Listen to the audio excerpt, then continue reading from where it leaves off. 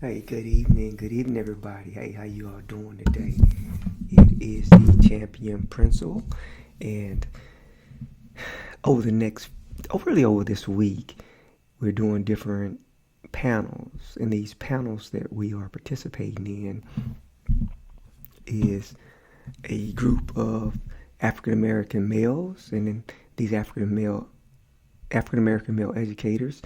We are basically speaking and we are sharing our experiences and we're sharing our expertise with people all over Facebook land.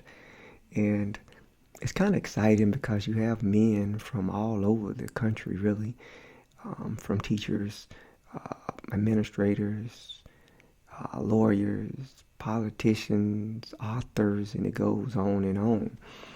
And I got excited about participating because this gives us opportunity to share and to show ourselves in a positive light. And I guess a long time ago it would be like the intellectuals, the educators. You know, a long time ago, educators were looked upon as the leaders, the great people. During the times of Socrates and all those individuals, people looked upon the educators as the mind, I guess the minds of the generations. You look toward them for leadership and guidance and things like that.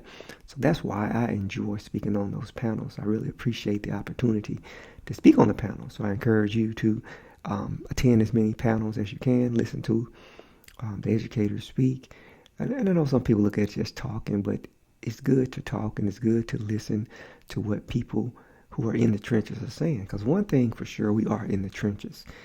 Me personally, this is my 19th year in education. I've worked on all different levels: middle school, high school, teachers.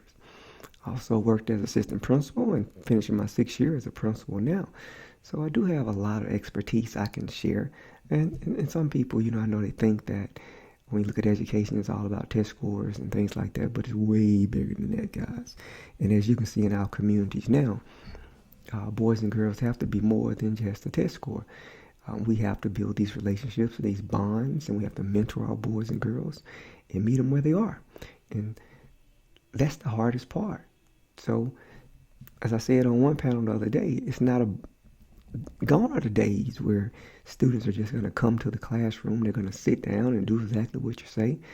No, we have to make sure we reach out there and touch them and explain to them why getting an education is important and explain the next steps of what they have to do when it comes to education and let them know what can they get out of this and how it's going to help them be successful. One of the problems that we see with education and with our students, all in the community, guys. I mean, you see some students going bad and you see shootings and things like that. We just seen 2 shootings in the last couple of days, and I know many people just want to figure out where do you point the blame and things like that. And guys, it's really not about where you point the blame. It's not one place you can point the blame. A lot of times families are doing the best they can to raise their children. In some cases, they go down the wrong road. They do what they want to do, how they want to do it. You can't tell them anything. Sometimes the parents are the same way, but then a lot of times parents are actually doing the right things. They're trying to tell their kids what to do and trying to model great behavior for them, but sometimes it just don't work like that. And then now people ask, what can the community do? What can the community do? But see, the problem with that, guys, is if you're asking the community to solve problems and you asking the community what can they do before you ask the family what can they do, it's a problem. I'm just being honest. You cannot skip over family. I said it over and over in other videos. It starts, that's like building a house. It starts right at the foundation. So if you want to be successful, if you want your child to be successful, you have to have a good foundation. There's no way around that foundation. It's like building a house. You got to have the concrete foundation. And then you put the beams in, the wall, the frames, and everything. And then now that house may be able to stand strong.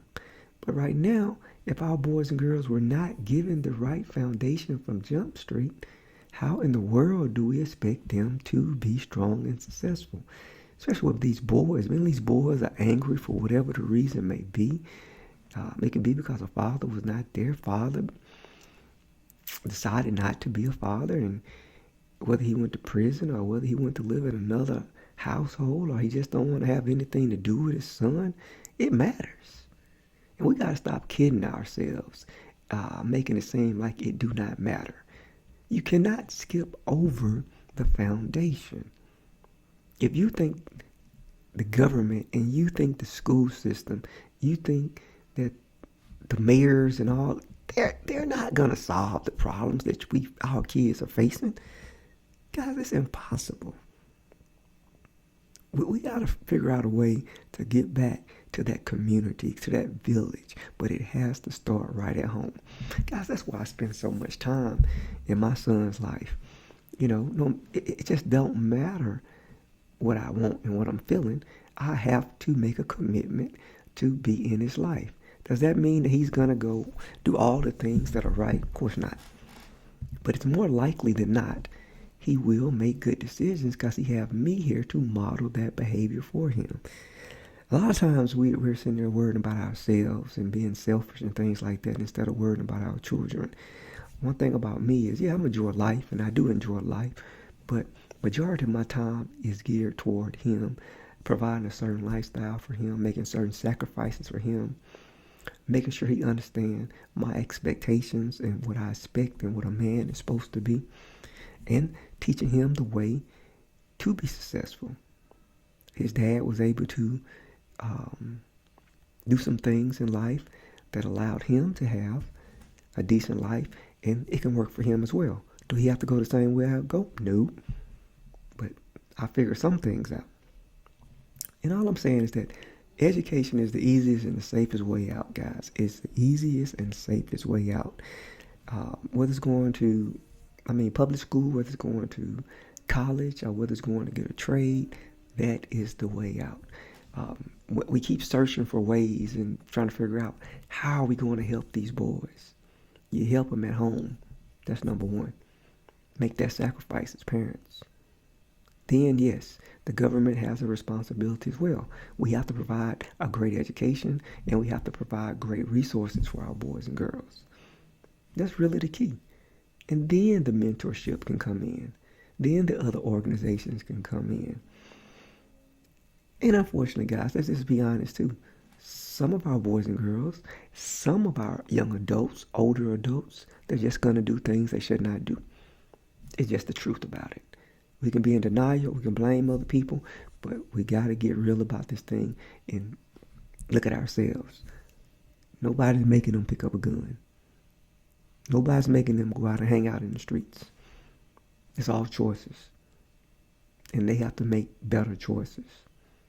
You can choose to go outside. You can choose to ride with your homeboys. You can choose to pull that stick out, that pistol, like they say. That's totally on you. Decision that you have to make. So, I don't know. I wish I had the magic solution. I wish I had the magic pill to tell you what's going to make our boys and girls successful. But I can tell you that raise them from birth. Let that mom and dad be in their life from birth. Let grandmother, auntie, uncles, and all of them be in their life from birth, and that probably will increase their chances. And the way I look at things is I'm not here debating or arguing or any of that kind of stuff. I'm just being honest with you. We have to put a good foundation down. A kid like me, who never had a father, did have a stepdad that came in and kind of showed me some positive things, but I always had that mom, I had those aunties to show me the right way. But the truth about it is, it came from my mom. It came from her expectations. So if we get back to that, we'll be fine. But one thing I do agree on, and most of you all know this, men, fathers, you got to step up to the plate. You can't keep expecting these young men and boys and young men to come out there and do the right thing if, number one, you didn't do the right thing.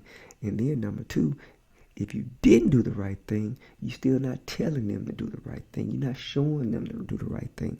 You're not being an important part of their lives. It's easy to build strong children and repair broken men.